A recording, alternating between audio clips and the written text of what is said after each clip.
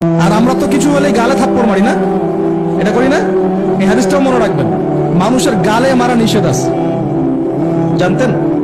আর মানুষের চেহারার মধ্যে মারা নিষেধ আছে। এই গালে চর মারা, গালে নাকে ঘুষি মারা, এই জিনিসগুলো নিষেধ আছে। কারণ এই চেহারাটা আল্লাহ রাব্বুল আলামিন, মানে আদম সন্তানের এই স্ট্রাকচারটা আল্লাহ রাব্বুল আলামিন সূরা সদের মধ্যে বলেছেন, খলাকতু বিয়াদাই, আমি নিজ হাতে সৃষ্টি করেছি। সুবহানাল্লাহ।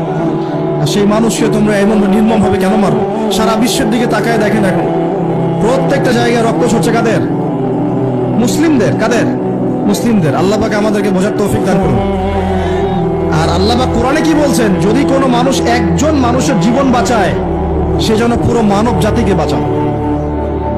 এত পছন্দ আল্লাহর কাছে জীবন বাঁচানো।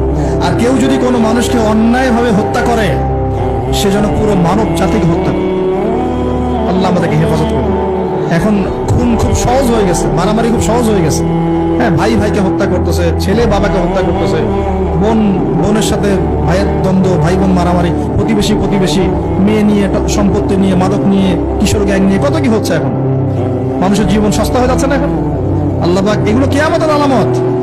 নবী সাল্লাল্লাহু আলাইহি ওয়াসাল্লাম বলেছেন, ওয়াল হারাজ, কিয়ামতের আগে আগে হারাজ বাড়বে। হারাজ, সাহাবীরা বলছেন মাল হারাজ, হারাজ কি ইয়া রাসূলুল্লাহ? তিনি বলেছেন আল কতল, গণহত্যা বাড়বে।